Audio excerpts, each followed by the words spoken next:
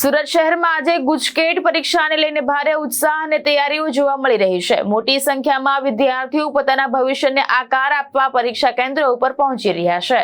સુરત શહેરમાં ગુજકેટ પરીક્ષા માટે વિદ્યાર્થીઓ વહેલી સવારથી જ વિવિધ પરીક્ષા કેન્દ્રો ઉપર પહોંચી ગયા હતા।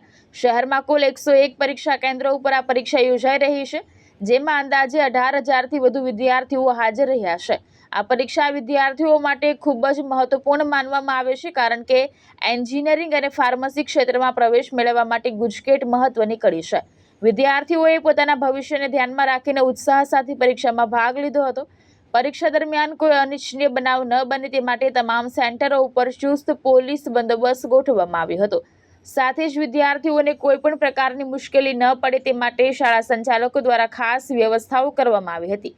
પરીક્ષા કેન્દ્રો ઉપર વિદ્યાર્થીઓ સાથે તેમના વાલીઓ પણ મોટી સંખ્યામાં ઉપસ્થિત રહ્યા હતા અને વિદ્યાર્થીઓને પ્રોત્સાહન આપ્યું હતું। સમગ્ર શહેરમાં શાંતિપૂર્ણ અને વ્યવસ્થિત માહોલમાં પરીક્ષા યોજાઈ રહી છે। नमस्कार, हूँ कुमारी दीपिका शुक्ला, आचार्य प्रेसिडेंसी स्कूल। आज रोज योजाયેલ गुजकेट परीक्षा केन्द्रों पर सूरतना 101 केन्द्रों तद्दन ज चुस्त बंदोबस्त साथ आज परीक्षा शुरू थई चूकी है। कुल गुजरातना 34 केन्द्रों है और 34 जिल्लाओं है। 34 जिल्लाओं में सूरत में 101 केन्द्रों फाळववामां आव्या छे।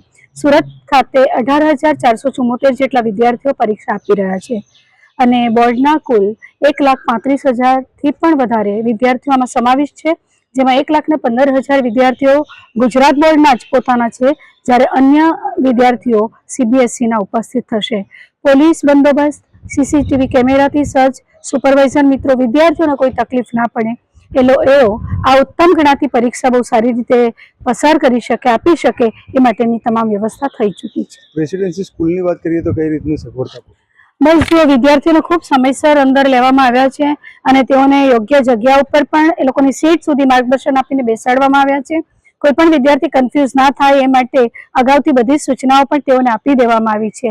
કઈ રીતે એ લોકોએ ટાઈમ ટેબલને ફોલો કરવાનું છે આજનું, કારણ કે 3 વિભાગમાં પરીક્ષા છે। પહેલું પેપર ફિઝિક્સ કેમિસ્ટ્રી છે, ત્યારબાદ બાયોલોજી અને મેથ્સ છે। એટલે જે વિદ્યાર્થીઓની જે રીતે ક્રમાનુસાર પરીક્ષા હશે, પ્રથમ સેશન બધા માટે ફરજિયાત રહેશે, બીજું સેશન ઓપ્શનલ મેથ્સ કે બાયોલોજી જે પસંદ કર્યું હશે એ પ્રમાણેનું રહેશે। ભાવેશ ઉપાધ્યાય, દ્રષ્ટિકોણ ન્યૂઝ, સુરત।